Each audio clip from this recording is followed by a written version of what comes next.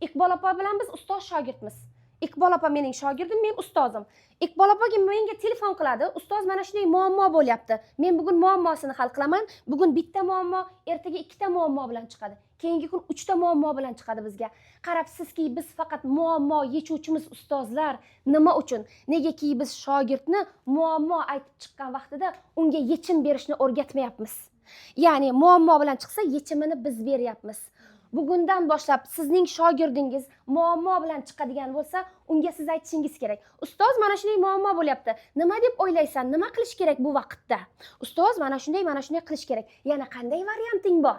Ustoz, mana bunday variantim bor. Sening o'zing qaysi birisini tanlaysan? Qaysisi ma'qul?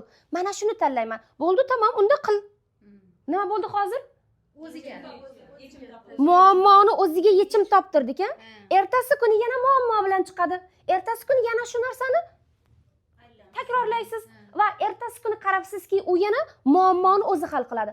3-safar nima bo'ladi?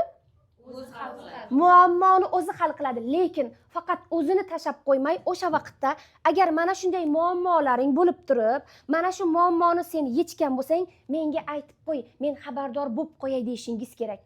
Bu jamoadan uzoqlashish ham deyilmaydi, bu jamoani ichiga kirish ham deyilmaydi. Bu jamoani lider bo'lib ushlab turish deyiladi.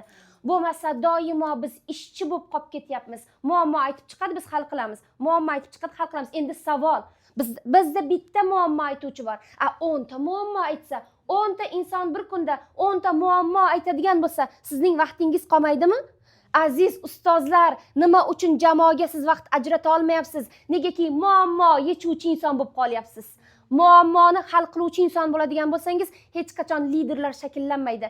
Bugundan boshlab har bitta lideringizning muammoni o'zi hal qiladigan qilib, ya'ni biz o'rgatishimiz kerak.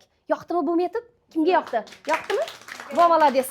Ya'ni har bitta lider bugundan boshlab muammo aytuvchilarni aniqlab, ularga muammo yechishni o'rgatamiz. Qani mening qarsagim? Rahmat. Ya'ni qarsak o'zingiz uchun chalinadi. Qarsak chalsangiz настроениyangiz ko'tariladi. Qarsak chalsangiz salgina fokusingiz bo'linadi. Energiya olasiz, kulasiz, mazza qilasiz. Tarmoqli marketing energiya almashuvchi biznes hisoblanadi. Bugundan boshlab energiya almashishni o'rganamiz va bu narsani o'rgatamiz. Rahmat. Молодец. Ozgina bo'lsa ham yoqyaptimi? Boshlanish yoqyaptimi? Ho, молодец. Nima bo'lyapti hozir sizda? Demak, xato qilayotganimizni bildik birinchi o'rinda. Молодец. Muammo bor. Muammo hal qilishni o'rgan. Yana nima o'rgandingiz? Muammolarni hal qilib yurgan ekanman. Muammoni hal qilib yurgan ekan. Zo'r narsa nima? Ishlash. O'sha muammolarni hal qilish uchun o'sha kelajakda o'sha yetishib chiqayotgan liderlar ham o'zini yetishtirib kelayotgan liderlarini mana shunaqa anonda olib borish kerak. O'zini tayyorlab borar ekan demoqchiman. O'rgatishni o'rgandi. Yana nima o'rgandingiz?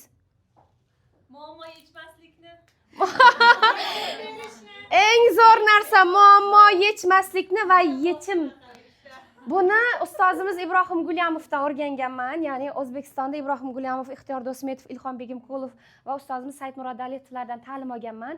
Shuning uchun ham men hozirgi kunda xalqaro toifadagi tarmoqli marketing ekspertiman. Aynan bugun biz sizlar bilan qanday qilib ekspert bo'lishni o'rganamiz. Biz kirib keldik. 5 daqiqa ichida biz bilan hozir birgasiz. Aynan mendan nima narsalarni kopirovat qilsa bo'lar ekan deb o'yladingiz? Energiya?